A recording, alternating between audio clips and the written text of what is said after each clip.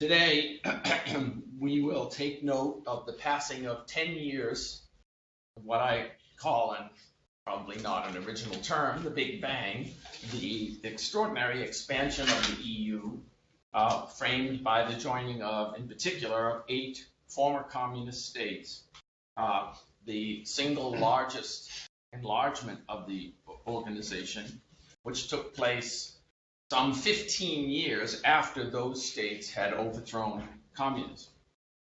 There are many, many aspects of this, some of which I will go into. Okay, so maybe the Pittsburgh end. Hello, sir. Hello, good evening and welcome. Evening. I can see you. Now I can hear you. Today, Jeff, I think a little bit louder. But will be hearing me. A little bit. This actually allows me to make a technical point. The way the video conferencing works is that when a person speaks, their picture goes to the center, and others are still visible, but not at the center. However, yes, I know. However, we will, when my guests are not speaking, we will, sorry to say, we will mute you. You'll sound like me. And therefore, when you need to intervene, just a little signal will indicate that. That way we can avoid talking over each other. I would like at this point to introduce our panel who've agreed to take part in this discussion, and I will begin with those furthest away. In particular, I'd like to introduce Jacques Rupnik, who is Director of Research from Sciences Po. Dr. Rupnik holds degrees from Sorbonne University, from the Institut d'études politiques de Paris, and also from the University of Paris. He is a well-known international commentator on the region, having done so for years for the BBC, among others, has been an advisor to the European Commission and to various commissions on Kosovo. He's the author of the most recent volume, 1989, as a Political World Event, Democracy, Europe, and the New International System, and previously edited a special issue of European Politics and Societies with Jan Zelanica on democracy in Central and East Europe, the state of the art. I am especially appreciative of his joining us because by now in France, most people are obviously having a cocktail and relaxing, and he's agreed to join us. Joining us from almost as far away, but not quite, is Zoltan Barany from Texas. Zoltan, I can see you, but you are in shadow. I wonder if you can somehow give us more light. I'll do my best. And then that's better. Yes, very good. Zoltan Barany is the Frank C. Irwin Centennial Professor in the Department of Government at the University of Texas, one of our sister centers that has an EU center. He is the author of numerous publications, including the forthcoming volume, How Armies Respond to Revolutions and Why. He is extensively published in the area of civil-military relations, including the soldier and the state, democratic breakdown and the decline of the Russian military, as well as the future of NATO expansion. In another life, he worked extensively on East Europe, which is how I grew to know him in the first place, with really the seminal book on East European Roma called The East European Gypsies, Regime Change, Marginality, and Ethnopolitics. Geoffrey Harris, joining us from the delegation office in Washington, is deputy head of the European Parliament Liaison Office with U.S. Congress. Geoffrey has a previous visitor to the University of Pittsburgh, but he arrived for this stay in July of 2012, having been head of the Human Rights Unit within the European Parliament Director General for External Policies. He was a longtime Parliament official and an advisor to the President of the Parliament, and between 1992 and 2004 was in charge of interparliamentary relations with countries in Europe but outside the EU. I have also prevailed upon the good nature of my colleagues here at Pitt to join this conversation. in part because I'm exploiting their interest in various aspects of this topic. To my left is Professor Carolyn Ban of the Graduate School of Public and International Affairs, indeed a former dean of that school and a former interim director of our center.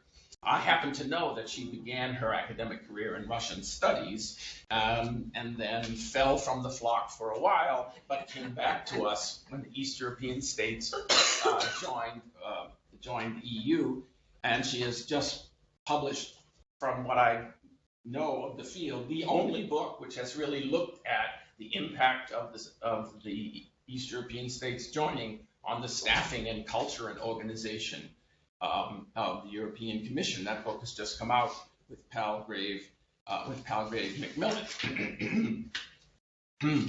To my right is another colleague, indeed a former PhD student of mine, Andrew Konitzer, who is currently Associate Director of Russian and East European Studies.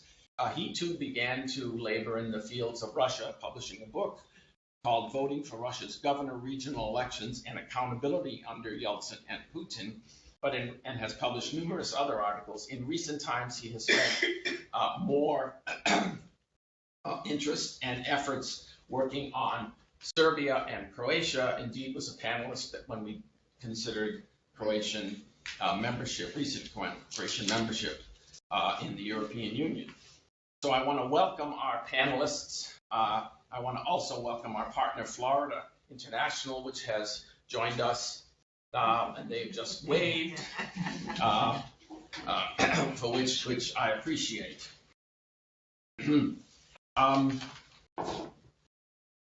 Oh, yes. Thank you. Thank you, Allison. For those of you who are concerned about this, I'd like to point out that this session is being recorded.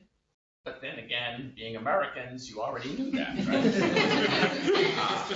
We will put it up on our website fairly quickly. You'll be able to access it, and our commentators will be able to claim that they were misquoted, of course.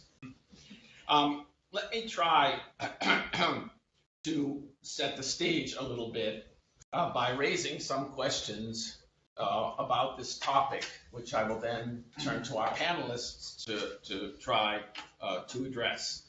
What we saw 10 years ago was the most extraordinary and the most rapid leap from a Europe divided by Cold War to something characterized as a Europe whole and free, with 8 former communist countries, including 3 which had been part of the Soviet Union,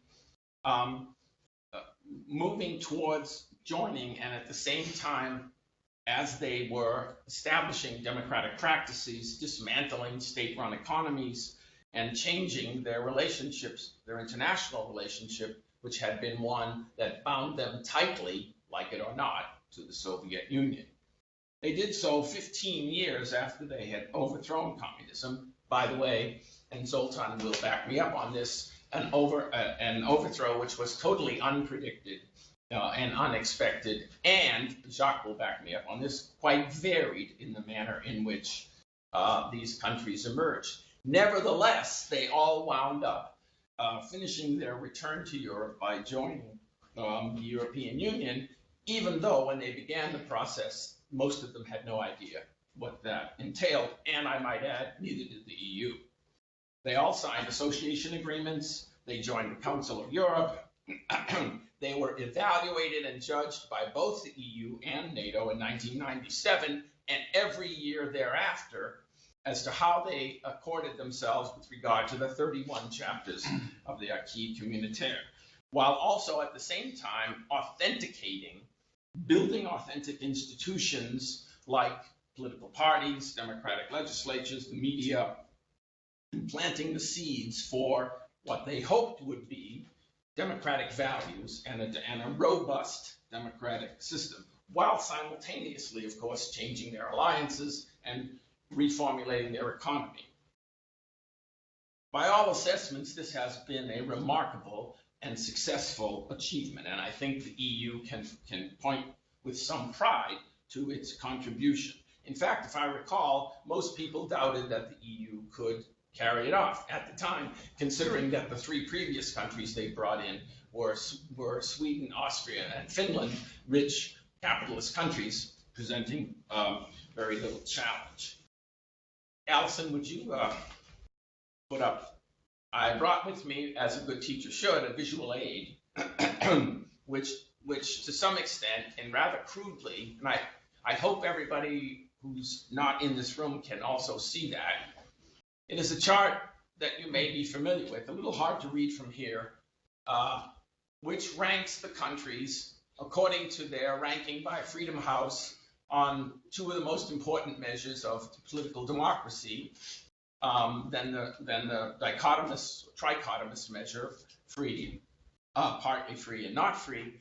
Then I include the EBRD rankings, which are reform of the economy, with 4+ being the highest and 1 being the lowest. And then I put in the Transparency International corruption perception rankings, which most of you are familiar with in this case, 1 being the least corrupt, with 175 or something being among the most corrupt.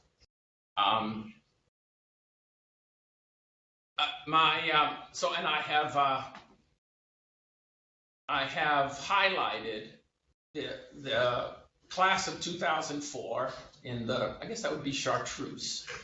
That's the class of 2004. Then there's Croatia, and then the class of 2007, which, if some in the EU had had their way, would never have been a class.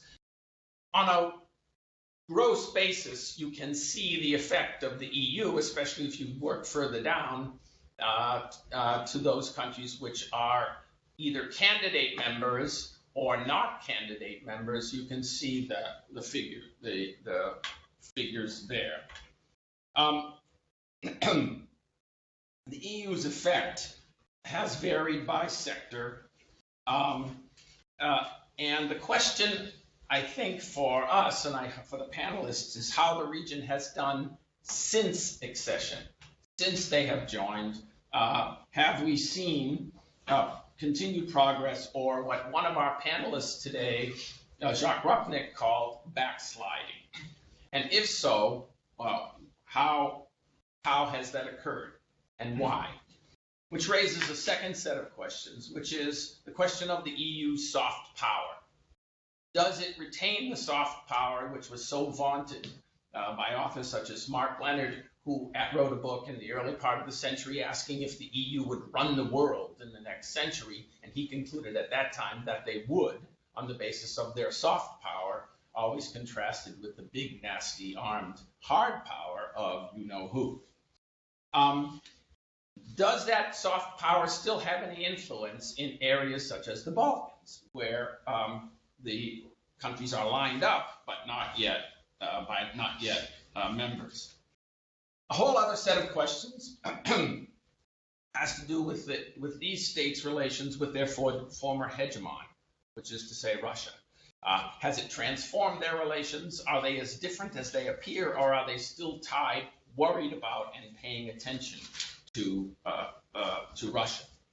At the same time, we would not be good social scientists if we didn't look through the glass from the other direction, which is to say, how have the membership of the EU in the EU affected that organization with the joining of 8 communist countries, then 10, who sent their people to the staff, who brought their orientation towards the United States, towards Russia, towards Europe, and toward themselves? How has it affected the organization? I have a bunch of questions that I have raised and to some extent and sent ahead. And given that I'm testing your patience already by listening to me croak, I'm going to move right to some of the questions, and I'm going to address Jacques Rupnik first, if I might. Can we still say that 10 years after, this region, or part of it, is backsliding in democracy, Or is it faring no worse or no better than other regions which don't have the privilege of European Union membership? Well, first of all, hello to everybody in Pittsburgh. I think that when we talk about backsliding, we are comparing it to the initial period of transition, democratic transition and consolidation, as it was described in the literature. And there was the assumption that we were moving onwards and upwards, building first democratic constitutions, institutions, and so to speak, joining the European Union was a culmination of that process. And when you talk about backsliding, this was rather unexpected, or perhaps for some people expected. I don't know. I didn't expect to happen this as soon. Almost immediately or very shortly after the accession to the European Union, we have seen rise of what has sometimes been described as a populist backlash. In other words, the elites, the political forces that brought those countries to the EU were immediately challenged and, in fact, removed from office. Polish Prime Minister of the time had stepped down the day after he joined the European Union. The Czech Prime Minister stepped down 6 weeks after he joined the European Union.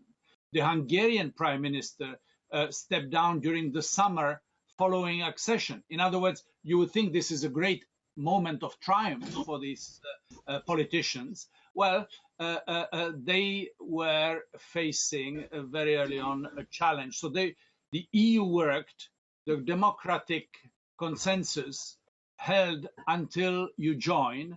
And at least one question that can be asked is whether the backsliding or the populist backlash, call it as you want,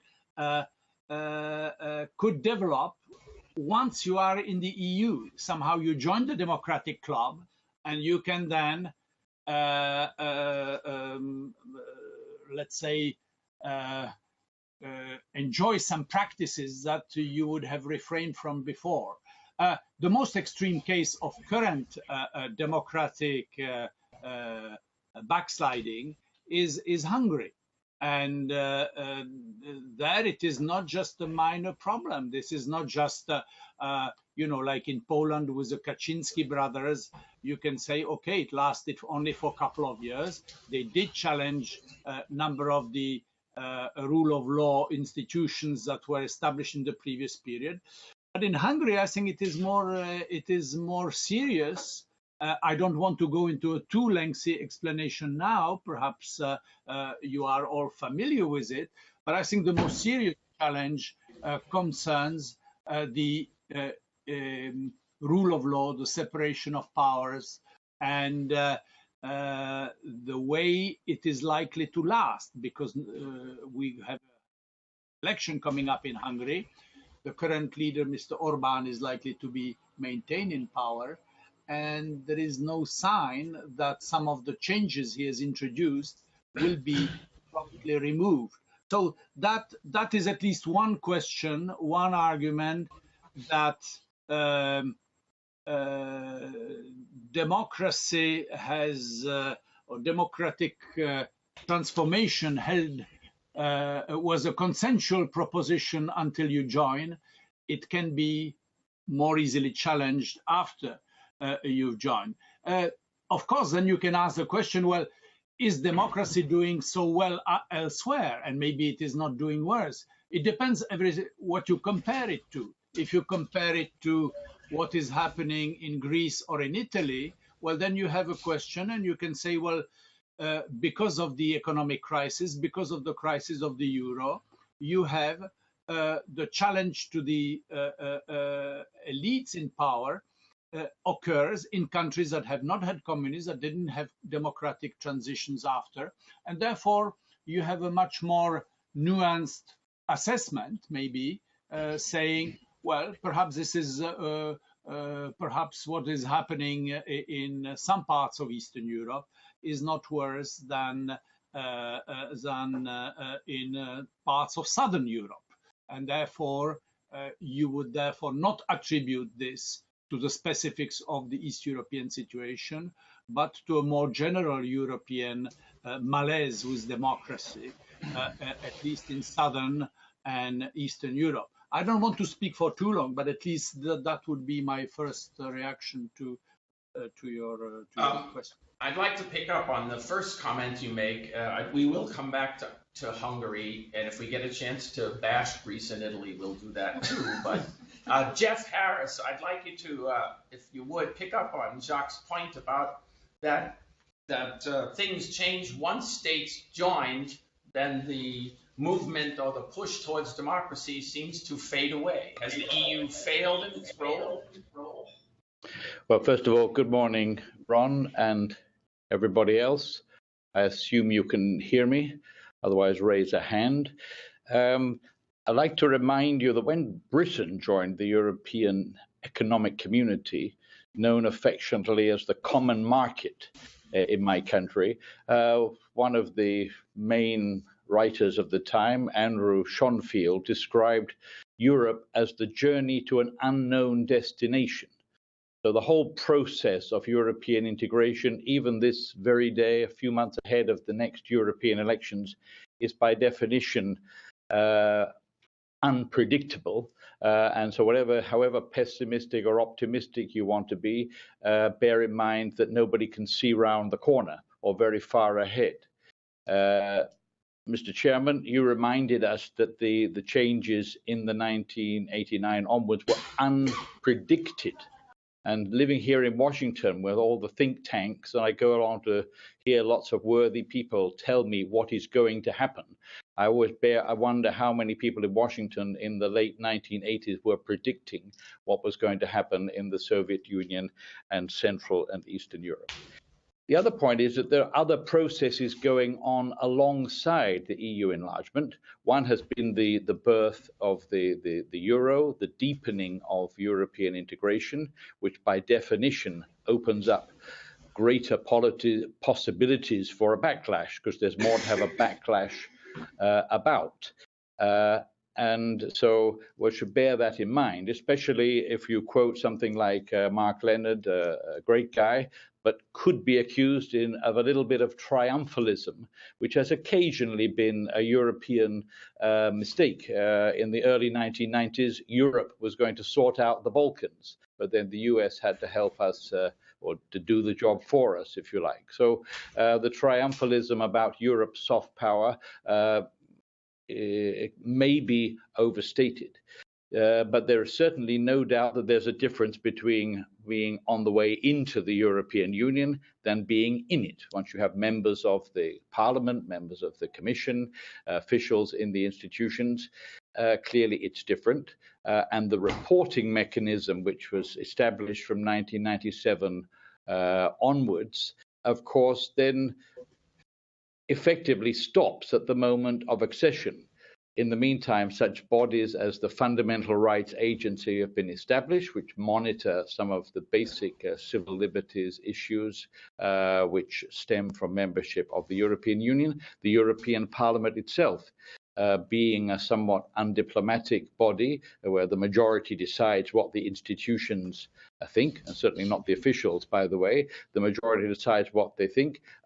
Issues in relation to Northern Ireland or years ago, or Hungary today, certainly the issue of the Roma, can be the subject of expressions of opinion by the European Parliament. How far they constrain the national governments is, however, obviously quite different once you're past the stage of trying to establish some kind of conditionality, i.e. you better do what we say, otherwise you're not going to get what you want, which is different once the principal objective of joining the European Union, which itself developed in the 1990s anyway with the Maastricht Treaty, and so that changes. Finally, just to keep it brief, another process which has been apparent in Western societies even before the 1990s, has been the rise of populism. The Le Pen phenomenon and the rise of right-wing extremism in Western Europe was a well-established part of political life in terms of terrorism, in terms of election results, long before the collapse of communism. And when communism collapsed, there were excellent books written predicting, again, that there will be an uncontrollable rise of extremism and nationalism. Somebody wrote a book called Freedom to Hate. And certainly freedom of expression it means that the hatred is kept under wraps. So I would say, yes, something does change after the accession process, and some elements of public expression through elections are obviously quite different than in communist societies. So I hope that is a tentative answer to some of your questions. Basically, I agree with Jack. Thank you. Zoltan, if I may call on you, Jacques raised and Jeff has just reinforced this point about looking at the region in comparison to democratic developments elsewhere. Your research has studied democracies, in particular in relation to the military, worldwide. How do you think the region looks in comparison to these other parts of the world? And to what extent do you think, however they've succeeded, can be attributed to the European Union, since you looked at regions where the European Union was absent? Well, first of all, thank you for inviting me, and good afternoon to you all. The way I look at this is the expectations that things were going to advance. I think that they were normal expectations, but perhaps they were a little bit misguided, because progress is very rarely unidirectional. It's very rarely, going in the same way, and it's almost normal. And perhaps we should have expected things to fall back a little bit in Eastern Europe. So what I was thinking about is almost analogous, as the opposition under communism in most of these countries, wherever there was serious opposition in Poland, Czechoslovakia, and even in Hungary, was pretty united. But once they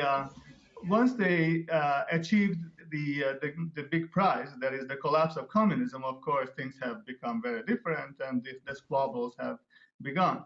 And I think that going through the EU accession process was very similar. I think most of these political parties in these countries were quite united that they wanted to be in the EU, although obviously not all of them. But once they became members of the EU, then the bets were off, and then their separate conceptions of what EU membership meant to their specific countries had changed.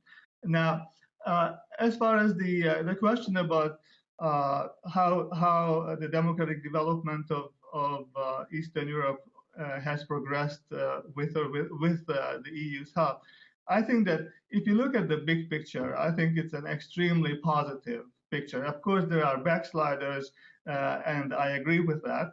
And there are, some countries that are not doing as well as others. But if you compare it to other more or less recent democratizers, like for instance Latin America, how well Eastern Europe is doing under the EU's influence is quite remarkable. Now let me just say a few things about the populism and so on, and particularly perhaps Hungary, which I'm a little bit familiar with.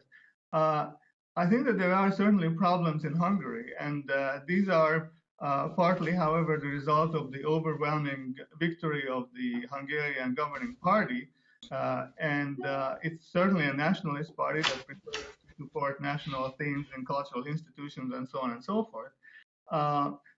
And to be sure, also there has been some backlash following because of the poor and corrupt socialist governments, extremely poor governments and extremely corrupt governments that preceded it. So having said that, I think it's somewhat overstating the case that we're talking about a democratic rollback in Hungary. So maybe just 2 points, if I could close with them regarding this. The first one is that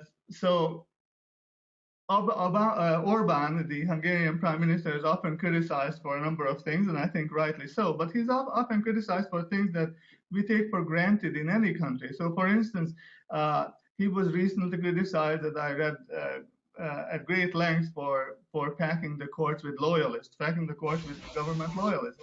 Well, I just don't see how is that anti-democratic. This is exactly what we expect Obama to do. We're not expecting him to put, wild extremist Republicans on the Supreme Court, do we? Of course not. That's what Obama does, that's what Merkel does, and that's what constituencies require of all government. So, and the thing is, I think you alluded to it, Ron, is the fairness of how we are judging these East European countries.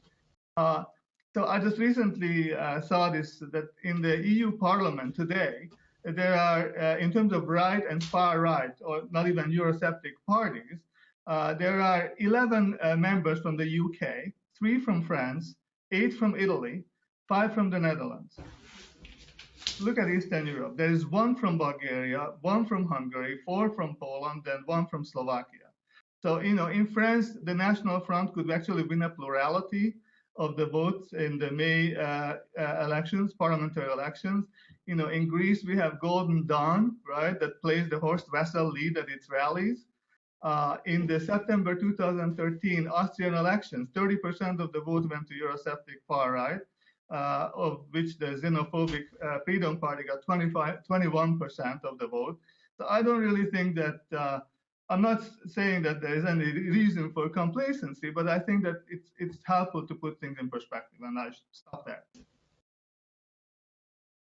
Thank you. I want to be forward-looking and look to the next set of cases. I'm going to call on my colleague Andy Konitzer in a minute, but I can't fail to pick up on your comment, Zoltan, about the difference between a group when it's in opposition to a group when it's in power, and go back to Jacques, who was an advisor to President Havel. And I wonder if during that time, did that distinction make a difference in the way political actors acted, and did they find themselves in the wondering that they got what they wished for, and maybe they now weren't so happy about that?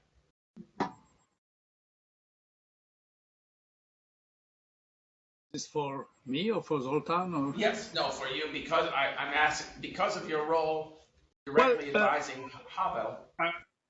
Indeed, that's a very good point. You are united against a political adversary. You have one goal, which is to bring about democratic change. Once that happened, the coalition disintegrates. It was called Civic Forum in Prague. It was called Solidarność in Poland. It had different names in different countries, but basically that unity disintegrates very fast. And what was deceptive in the Czechoslovak case is that Havel remained president, and it gave the illusion that somehow there is a continuity of that movement over the years. He remained president for 13 years, but he himself as president, and I remember him bitterly complaining about that situation, was pretty powerless in the face of what was happening then, which was emergence of political parties which had very little to do with the legacies of the dissidents, their values and their expectations. Indeed, basically the dissident intellectuals that were involved in the opposition, they were eclipsed very promptly from the political scene. And you had the emergence of, well, what was dominant in the 1990s in the Czechoslovak case was a sort of conservative free marketeer party led by an economist, Václav Klaus, who was incidentally very strongly opposed to the European Union. He still is, and he was president after Havel. So yes, I think that point is very valid. The unity that helps to overthrow the old dictatorship disintegrates, and the values, the ideas, the promises that are brought about by dissident movements, intellectuals, very soon vanish because you have the emergence of party politics, and usually dissident intellectuals are not very good at converting into that into that new role. What we're facing today, incidentally, is the erosion of the role of those traditional parties. If I take the Czechoslovak case again, but I could mention other places, those parties that have emerged over the last 20 years, this is quite worrying in a way, are now fragmented, weak, and so you have new actors emerging. In the latest Czechoslovak election, you have a kind of Czechoslovak Berlusconi steps in. He's a businessman. He creates a new movement less than a year before the elections of last October. The movement is called ANO, which in Czech means yes, but he doesn't say yes to what. So you have a movement called Yes. He is backed by a billionaire. He established a list of candidates, which are quite interesting personalities, people from different walks of life. And he gets elected, and he's now in government. And so we have this new phenomenon. First, you have the intellectuals. They're there only during the brief transitional period initially. They are dismissed. You have then the emergence of the parties. They're not doing too well. They are crumbling right now in a number of places. And then you have this, because of this democracy fatigue, and the big theme is fighting corruption. And you have these single issue politicians, like the businessman I mentioned, who say, I'm going to clean the place. I'm going to provide the answers. And I'm mentioning the Czech case, but you can find parallel situations elsewhere. That I think brings about a situation which is not dissimilar to what we observe in Western Europe, in a number of West European countries, where traditional parties suffer erosion. The most extreme case is in Italy, and you have the emergence of populist parties which challenge the existing political elites. So you can have this conclusion by saying, you know, what does it mean for Eastern Europe? If they suffer the same ills as some places in Western Europe, it means they must have succeeded in their democratic transition completely, because, you know, you're no longer a young democracy, you're no longer in transition once you suffer the same ills as long-established democracies. It's not a terribly cheerful thought for democracy in Europe as a whole, but maybe it's reassuring for these Europeans. One of my favorite comments from President Havel was when he asked for how much longer the East European states would be called post-communist. He said, we don't refer to the United States as the post-colonial American states. And I thought that was a sensible point. One of the fascinating things about this region, of course, has been that it was almost a perfect political science laboratory when all the states overthrew communism with enough factors that made them similar, but enough to make them different. And then they all joined the EU. And we can look at what happened in the past. But in a way, we are now presented with a set of countries and societies in the Balkans, in a sense, a redo of that. And I wonder if what we've just observed about East Europe should make us worried about the capacity for the states and societies of this region to undergo fundamental long-term democratic change, because we know the consequences in this region when that doesn't happen. And I'd like to pose that question to you. Are we being too grim? Are the states that we've seen, can we learn anything from the process of, let's say, ranging from Slovenia, which already joined, the Croatia, which just joined, Serbia, which is doing the proper dance, and the other states, which may or may not be in the queue? Okay, so the question is are we looking at a fundamentally new stage in the enlargement process when we're moving to the Balkans? Yes, that's a good question. I wish I'd said that myself. Well, in many respects, I think we were up until, I would say, about 2008. And so the fundamental difference was simply this, that between roughly 2000 and 2008, the states of Croatia and Serbia were dealing with conditions that were quite different from the conditions that were laid out for the states in the 2004 and 2007 enlargement. that being what I like to refer to simply as the war legacy conditions. And these would be issues such as refugee return in Croatia, the issue of cooperation with the Hague and the ICTY, and then special case, which may or may not be a condition, but is increasingly looking like a condition because now it's a neighbor, according to most of the states in the European Union, which is Serbia's relations with Kosovo. And these issues were the main stumbling blocks for both of these states up until basically 2003 for Croatia, and then starting, I guess I'm going to move my numbers a little bit, in 2008 for Serbia with the capture of the last war crimes tribunal suspects, and really this year, in fact, with the Brussels agreements between Belgrade and Pristina. So in some respects, many of the things that made the enlargement process in the Balkans different from these previous cases have, at least in formal terms, have been removed in the case of Croatia, and are in process, possibly and probably, I would say, of being removed in Serbia. And now we're getting back to what I refer to as sort of normal conditionality, which is moving through the same chapters that most of the previous enlargement candidates and now member states had gone through in previous years. So had you asked me this question, 5 years ago, in particular in the case of Serbia, I might have had a much more negative answer, but we've really seen a remarkable move certainly in Croatia, but also in the Serbian case, towards removing what people had thought and what experts had thought for many years would be the insurmountable obstacles of these wartime legacies, which were of course ultimately linked to ideas about national identity and consciousness and nationalism, chauvinism, etc. I think the problem, however, is though that the way that these obstacles are removed, they're in some respects very similar to the way conditionality has worked all the time, that it's benchmark driven. And so we don't really get you don't get a consolidation phase before you get the stamp of approval. Basically arrest the person, pack them off to the Hague Tribunal, okay, we're done with this now, you're in compliance and now the Hague issue is off the table.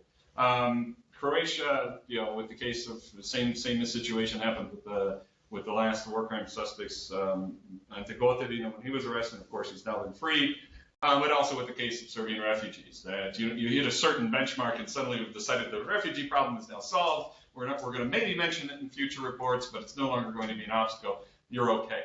We don't get any sort of long-term timeline to see whether these changes actually stick.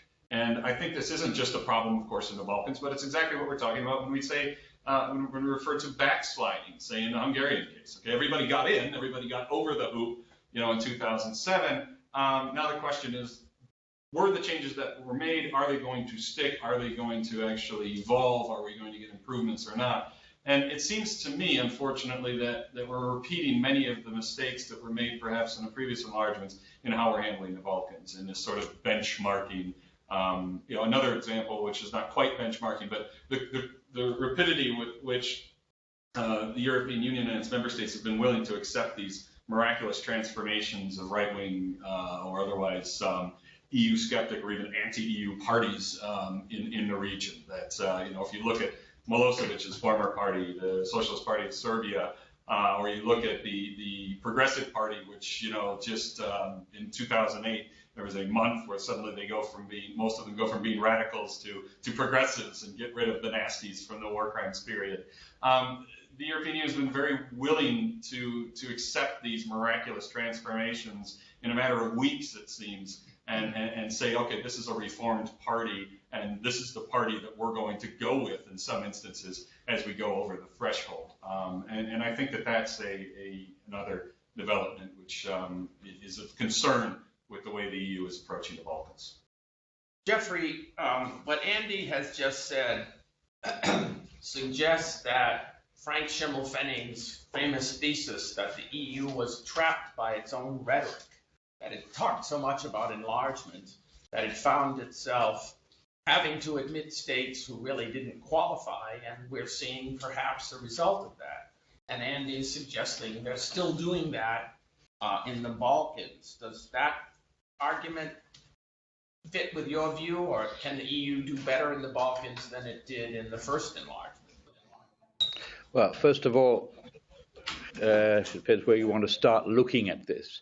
When you say the EU, as the lady sitting next to you has been studying the institutions, you've got a parliament, you've got a commission, you now have 28 member states.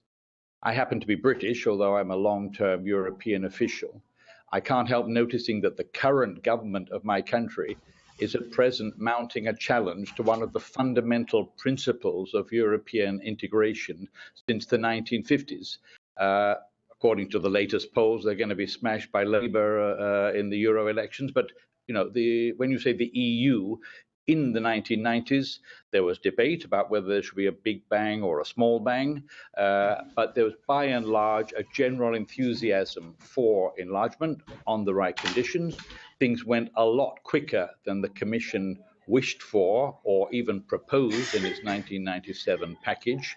So I'm not sure that Mr. Schimmel-Fanning is absolutely right, because there is the question of whether there's a genuine consensus in the EU for further enlargement, and there's also an issue of how then different countries outside the European Union react to the possibility of enlargement. Nobody's talking about Turkey. Whatever one says about the European policy towards Turkey, one could hardly say that the European Union is trapped in its rhetoric, except to the extent that Turkey wishes to hold the EU to account, say, well, we want to join, and tries to stay on track. Issues at the moment, but all the political parties in Turkey theoretically favor European integration. So, but that doesn't trap the EU, let alone the European Parliament or the national parliaments, into admitting Turkey. The same, slightly differently, the Balkans, obviously, the different countries are economically much weaker and have much less political alternative to the process of European integration. But whether they get to the threshold of actually joining, it not only depends on how enthusiastic the EU is, but it depends on their own reform process, the strength of their economies, how they deal with some of the issues mentioned. So I don't think I agree, having observed politicians for quite a while, you should always be careful of your own rhetoric. But I don't think you could say the European Union is trapped. But it has made the offer and opened the door towards the Balkans. And if the process, economic, social reform, pacification continues, then these countries' destiny is to join the European Union. But I don't think anybody's ever trapped by anything, precisely because, for better or worse, it's a very complicated process. You have elections all the time, member states, European elections. So if any further country is going to join the EU, there are many hurdles to overcome. In the 1990s, certainly there was a greater momentum, and to some extent that momentum has played out, and we'll have to see whether that can be recovered. I would just also like to mention another large country, since you mentioned the political laboratory. I'm not fanatic of my work, but I happen to think it was interesting to watch on C-SPAN Zbigniew Brzezinski appearing in the Senate discussing the situation in Ukraine, where there are people out on the streets waving their flags, just as they did in Prague in 1989, who think that if they overthrow Yanukovych and they manage to get themselves elected, they will be on the path to European integration. That is a very inspiring prospect. And if they succeed, we will see. But I wouldn't say that it's correct that the EU is trapped by its own rhetoric about enlargement. No. Thank you. That provides an excellent segue into the question of the EU's own orientation, its culture, its attitudes towards expansion or towards itself, which must have changed, one would think, by the admission of 8 and then 10 East European countries. Fortunately, we have here an expert on that, and so I'd like to ask you to address first the larger question of how it has changed, and then this question of whether or not the EU has been, let's put it most contentiously, captured by its new members in a way that further expansion is now unavoidable. Okay. I think that when I began my research, which was very early after the newcomers were joining the European Commission, my assumption was that if you're hiring thousands of new staff who come from this region, equal to in fact 20% of the total staff of the Commission prior to this process beginning, that it would make a difference. It didn't make quite the differences that I thought it would make. And I think one of the reasons why is that there is an assumption, and I held it when I began the research and lost it quickly, that people coming from this region had a common culture and common experiences, and that they would come to the Commission and act as a coherent group in some way. That's mostly not true.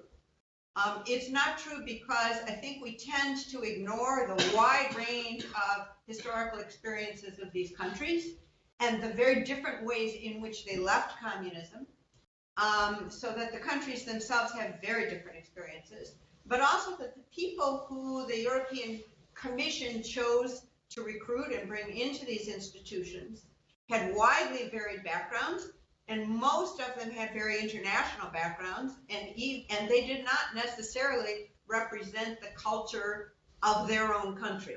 They were very international in their outlook, and they continue to be. And they don't see themselves as belonging to a bloc. They tend to identify with people in their substance areas. And similarly, at a political level, these are not countries that are acting as a tight bloc on all policy issues.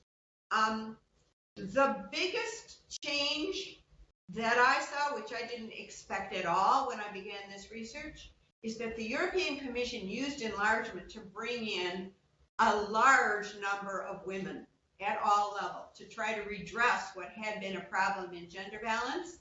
And there is a very interesting debate inside the Commission as to whether that matters, whether those people bring different values, different policy interests, and different management styles. And there are a lot of people in the Commission who say it's made a big difference in the institution to have so many women. The people coming in from outside did share one common experience, and that is the experience of being perceived as outsiders and having to learn the ropes and the culture and the way of working inside the Commission and to be accepted by their peers in the Commission. And for entry-level people, I think that process has worked quite well. Some senior people have faced real challenges in coming into the institution from outside. And some of them, in fact, I was just corresponding with one this week, a Hungarian person at a very high level, who says it goes very unevenly, that some people are doing very well, but that the institution still has major challenges. Now, is there capture? At a management level, not necessarily. At a management level, what's striking is how much people simply were socialized into the institution. And one person who I spoke to said it's a little like the Catholic Church in that it can take people from very different backgrounds and they have to fit into the culture of the institution. At a policy level, in the DGs, in the parts of the Commission that I studied, I didn't see so much capture as rather a more nuanced awareness of the challenges of developing policy that made sense in Eastern as well as Western Europe. I see, right, which would not heretofore have been a consideration. Well, yeah. Yes, Geoffrey. Yeah, just one observation. First of all, when we say the EU, and I made my point about that, we're talking about a 10-year anniversary, and we're also talking about the 25 years since '89.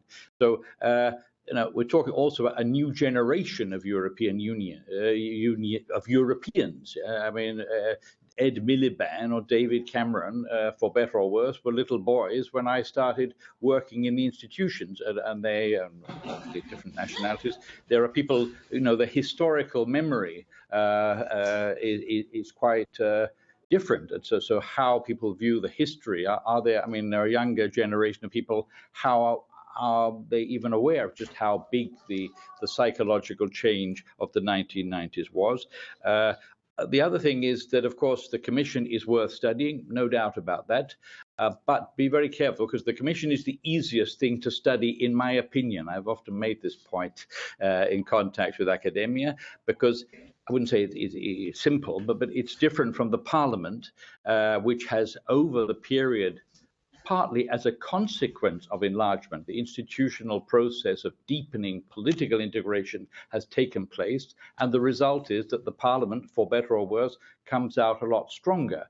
Now, whether to understand the Parliament you should study the officials, I would say study the members and study the political balance between the different parties. And also the European Council has been created. The Treaty of Lisbon has come into effect. We have a European External Action Service. The whole institutional structure has changed.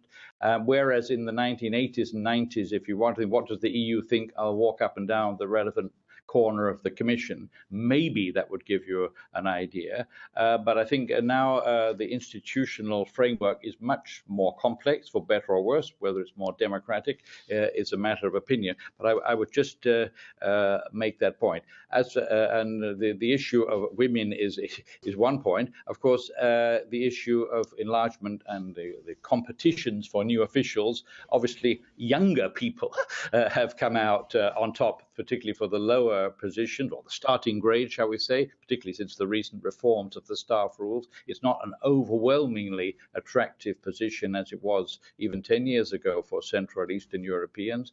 And so you actually have a large number of young women. And so I look forward to sort of sitting across the street from the Parliament when I've retired to observe how these young women are getting on and how that affects the atmosphere of working. But it's certainly an interesting area to look into, but don't only concentrate on the Commission. At least that's my advice. To be fair, I'm probably guilty of that. I referred to it as the EU and asked my question of Professor Ban, and she very carefully framed it in terms of the Commission, and she always does. Though, of course, when we can go back and check the recording to see if she slipped up on that as well.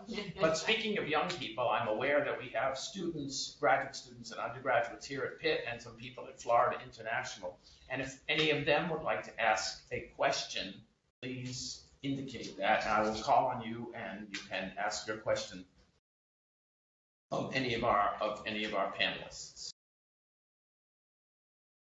Harry, don't ask him about Cyprus. This is today. We're not. All right. Let me. And I'm conscious of our time. I don't want to take advantage of our guests too much longer, but just a little bit longer to raise the question of these states spent the last century subjugated to or avoiding the subjugation of hegemons. Russia, Germany, Soviet Union. And now one would think that they're out from under. Recently, Latvia announced its joining of the Eurozone, and to my surprise, they put as one of their justifications the need to protect themselves, the need to guarantee their independence from you-know-who by joining the Eurozone, which was not uncontroversial either there or anywhere else. And I was surprised by that, because I would have thought at this point, 10 years on, that question of their relations with Russia, knowing that the future is unpredictable, might have been settled.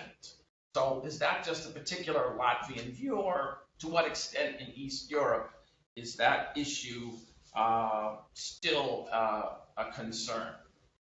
I'd like to invite any of my panelists to address that question. Andy. Well, I think the answer is, unfortunately, the answer to most questions is it depends on the country. And so, if you're talking about the Baltic states or the Poland, then I think it's this attitude that, our role and our place in the European Union and our place in NATO is to some extent a guarantee of a certain type of relationship with Russia. But I think what's been interesting over the last, let's call it decade or so, is when you move to the south and to the east, if there were maybe unrealistic expectations that getting into the EU or near the EU would somehow exclude Russian influence from the region, that really hasn't been borne out. And what we're seeing is, the first thing to think about is pipelines. It's not clear, and there's considerable debate when people are looking at this, I think, from an IR perspective, whether this is, Russia's attempt to undermine somehow the European Union or to come up with an alternative sphere, which, when you look at it, is not very realistic in any case. Or if this is, Russia learning that rather than seeing the EU as a zone of exclusion for them, that if they play their cards right, particularly by getting into states that may be next in the queue, i.e. Serbia, that they can use new member states where they have good relations or where they've changed their relationships as a means to plug in or get around a wall for energy products, investments, vacation spots, whatever you want to call it.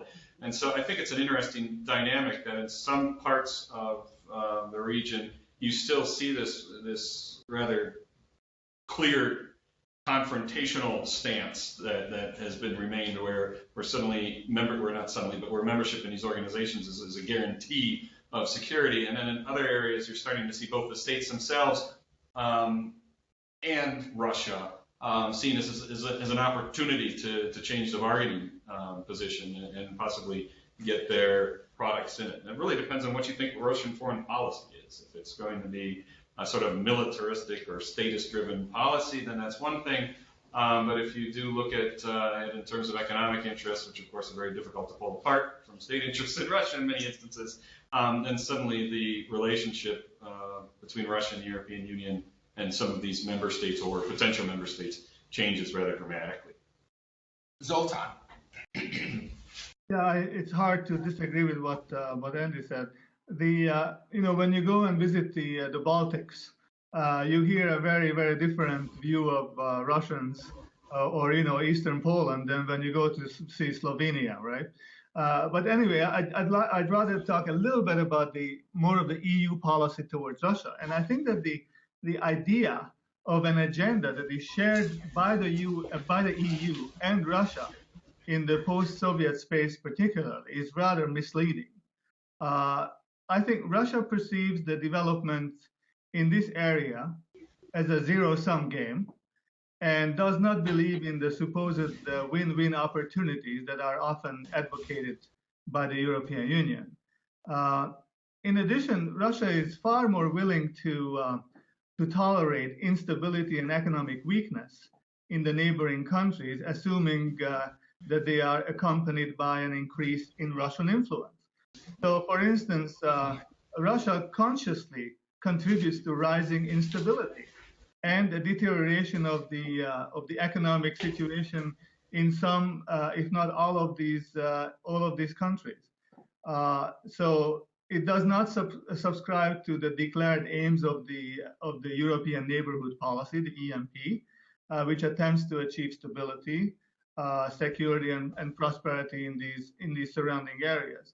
Now, EU policy has been based, to my understanding, on the assumption that cooperation between the European Union and Russia to achieve shared goals in the neighborhood is currently possible. The developments surrounding this, the November 2013, a couple months ago, the Vilnius summit, have revealed that this assumption is, to be frank, it's false. So anyone who is interested in, I just happened to read a fantastic assessment of this by the Berlin think tank, the Stiftung Wissenschaft und Politik. They had a very large project on EU-Russia relations, and it's really sobering, and it's also quite interesting in its frankness. So that's I would leave it there. I mean, I think I could just add, what I think we all witnessed what happened in with Russia and Ukraine just a couple of weeks ago, right? Which really underscored this whole situation. That Putin was more than willing to score a very expensive victory, $15 billion, right? And he was also willing to slash the price from $400 to $268, if I remember correctly, of gas per cubic meter as a reward for Yanukovych's ditching the EU association agreement. So, I mean, it's really hard to overestimate how far I think the current Russian government is willing to go to keep the EU as far away from the Ukraine, Belarus, and so on. Moldova is also, by the way, an example. And I'll let somebody else weigh in on this. Right. You know what? Go ahead, Jack. Is it my Go turn? ahead. Just a word on Russia. Back to your initial starting point. How come the Latvians would want to join the euro now, at a moment when it is undergoing so many strains, undergoing a crisis, and the explanation is partly to do with Russia.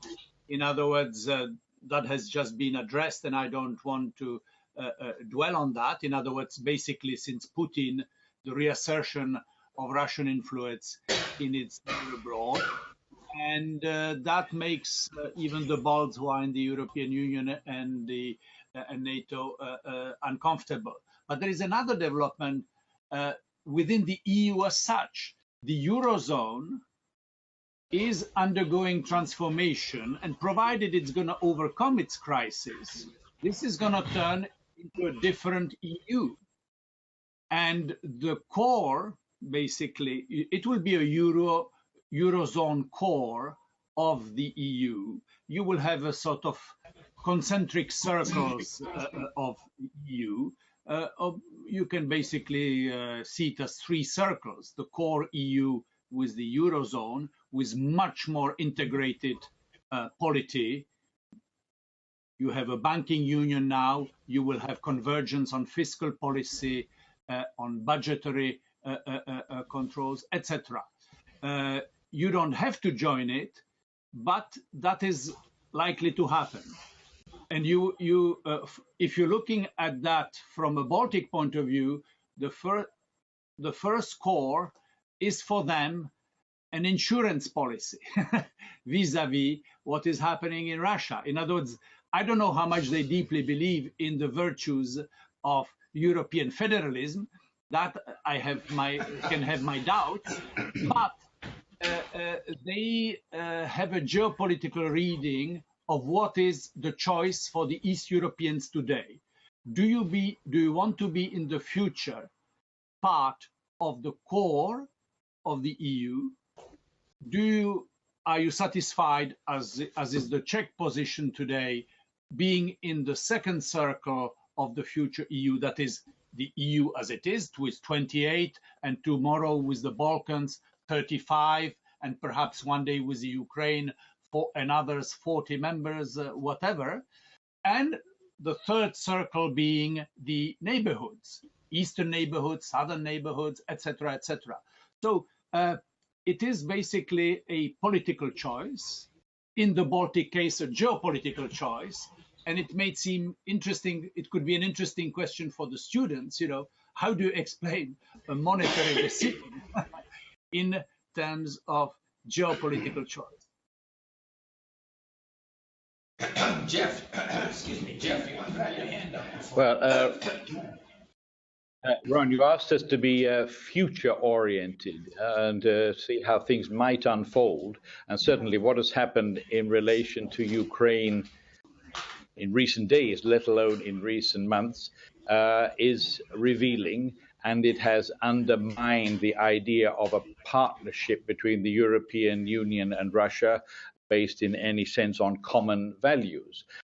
Putin did say some time ago how much he personally regretted the collapse of the Soviet Union, and the policies which he has carried out in relation to the neighbors of the Russian Federation confirm that this is quite a deeply held conviction on his part.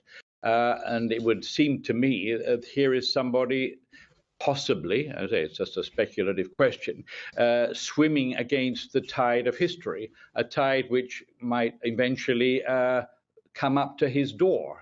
He has various methods of dealing with the tide as it appears to get a little bit nearer and pushes it back from time to time.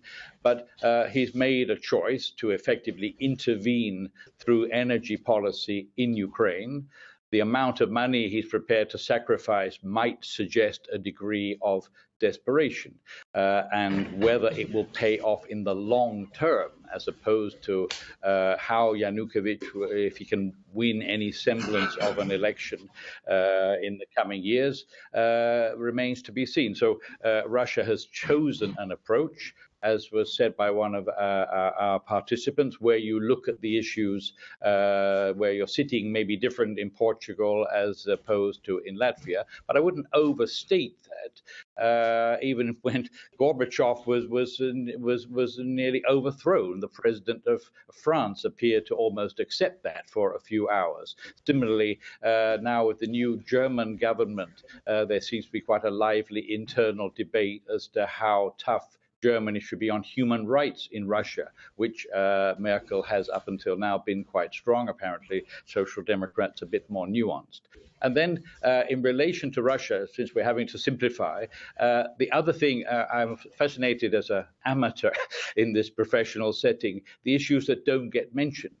The main difference between the world today and 1989, apart from Solidarność and the rest of it, is China. Russia is squeezed. The idea that the European Union could, and it'll probably stabilize, in my opinion, it may not be a successful period in terms of the immediate future of the European economy, but I don't really see the European Union collapsing. Similarly, China is fairly self-confident, is capable, far more capable than Mr. Putin, of bankrolling anybody in the world, Ukraine included. So Putin's got to play his energy card now where he has the chance. But is that really a long-term basis for Russia's stable relations with its allies? And just going around causing trouble in obviously a distressing way for the people of Ukraine.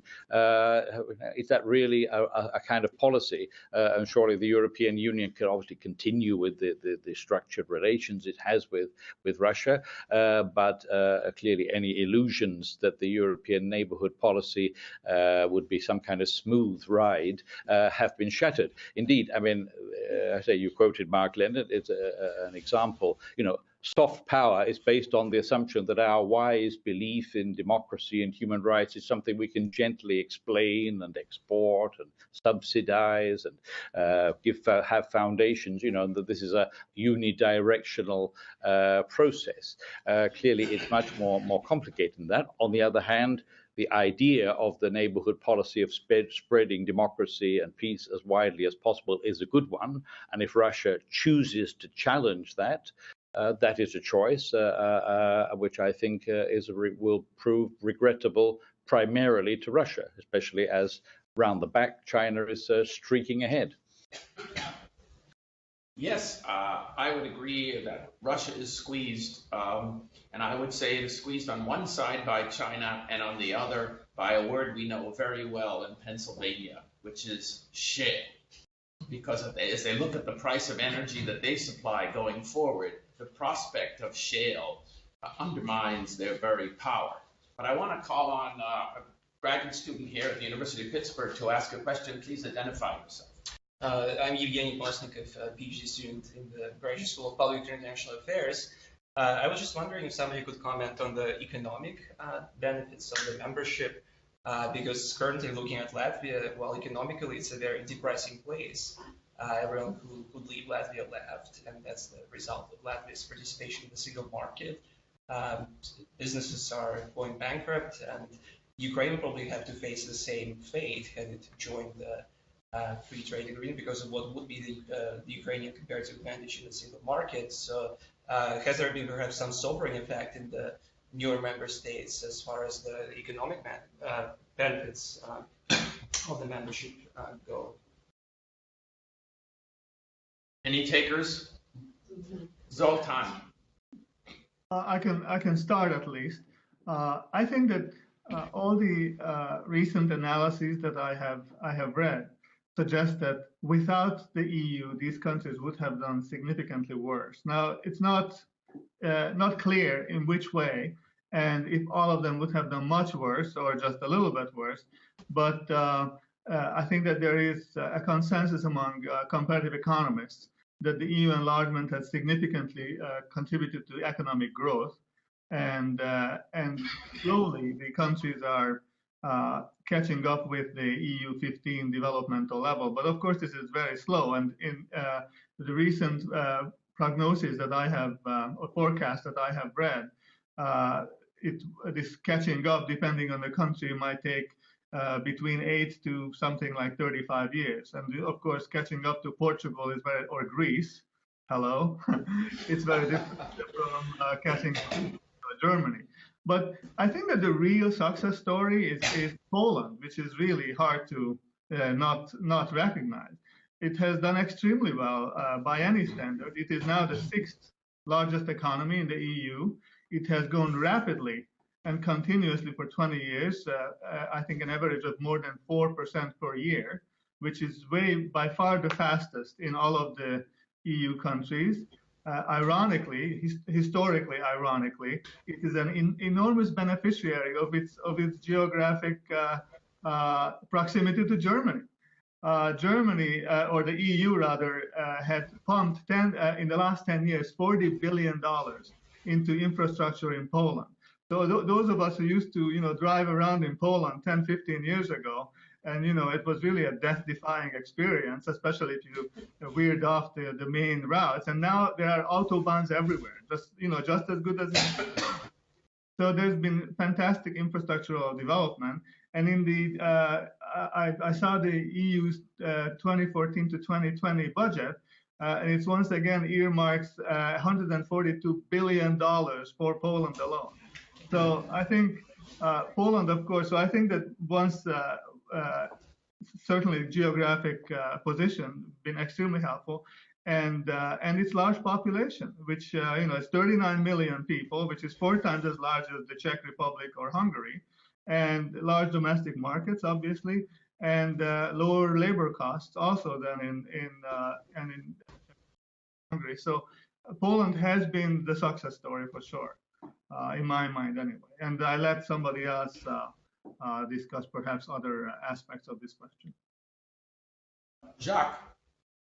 Yeah, well, I would simply reinforce the last statement. That is, it has been an incredible. The last 20 years have been a formidable period of economic transformation, economic development. You look at the growth rate and of convergence between Eastern and Western Europe. If you look at figures, and if you look, for instance, at EU average being 100, you look at Austria, Germany, for instance, if that is the comparison you want to make, and you look at the East Europeans, and you see that the gulf is being reduced year by year, let's say over the last 15 years. And that has a lot to do with the preparation for the EU, for the economic integration that preceded the political integration. And that had a lot to do with what has been mentioned at the end, not just the benefits of being part of the single market, but also enjoying the transfers, the financial transfers, so-called structural funds, has been mentioned for Poland, over 100 billion in the past period, over 100 billion for the next budget, and proportionally similar sums are being allocated to others. So this is, the East Europeans had it both ways. They were free marketeers. They advocated, no social policy in Europe, no common fiscal policy. We want the flat tax. Eastern Europe wanted the lowest taxation to attract investors. That was a strategy. But at the same time, we want solidarity. We want transfer. And the transfer they got, you can always ask for more. But, even for a country like Poland, getting, 140 billion euros is not totally negligible. So I think that has been a major success story. And of course, it's difficult to say that in the midst of a crisis. Obviously, Europe is, and different countries are subject to at different degrees to that crisis, but that crisis didn't originate in Europe. It originated in September 2008 on Wall Street with the crack of Lehman Brothers. The financial crisis spread, and Europe is still dealing with the remnants of that crisis. And some of the East European countries, I'm mainly thinking now of Romania, Bulgaria in particular, are suffering, and the Balkans that have been mentioned before, they are suffering particularly the consequences of that crisis. But remarkably, Poland is the only European country that has not gone even 1 year into recession during that crisis. I was going to turn to you next and say, Well, I would agree generally with everything that was said by the previous participants, except just to add that, I think, yes, indeed, when you look at the studies that have been coming out and some of the recent ones, there is evidence certainly of convergence between East and West and a softening of the divide between East and West. But there are questions being raised, however, about how much this convergence is actually going to continue, partially as a result of the fact that if you look at the types of manufacturing and economic processes that are happening in the East, they all continue to be at a sort of lower level of sophistication and technological advancement, et cetera, than what you have in the West and in the EU 15.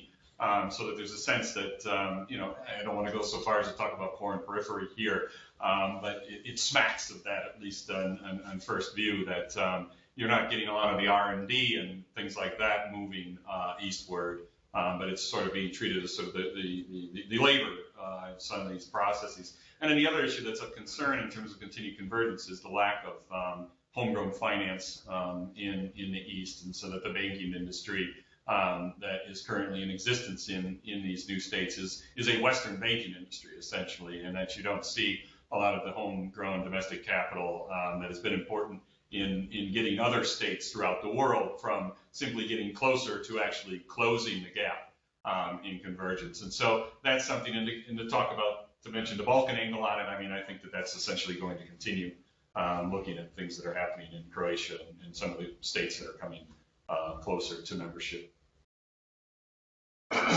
Well, conscious as I am of the imposition on our guest's time, I promised to end promptly, but I want to end, and I think it suitably sums up our subject. I want to end by quoting one of my favorite political commentators, happens to be Jacques Rupnik, who wrote, speaking of this region, he wrote, "Perhaps more interestingly, East Central Europe displays again some of the features of the, quote, lands in between, a magnifying glass for the crisis of democracy in West Europe, which we touched on, but also a bridge to the authoritarian drift in the east of the continent, which we also touched on, an axis of authoritarian regression going from the milder slide into authoritarianism in Orban's Hungary to a more pronounced one in Yanukovych's Ukraine, and further on to Putin's Russia." I think in a way that sums up how we look at this region. I was going to ask people if they still thought East Europe constituted the, quote, lands in between, but I think that quote answers our question. There are many other questions we could have dwelt on, and I really appreciate the contributions. I want to thank you, Jacques, Zoltan, and Jeff. I want to thank the participants at the Florida International, my colleagues here, Andy and Carolyn, and you students. And I hope you'll join us again, perhaps when we consider European Parliament elections, which are likely to be very interesting. Thank you all. Thank you.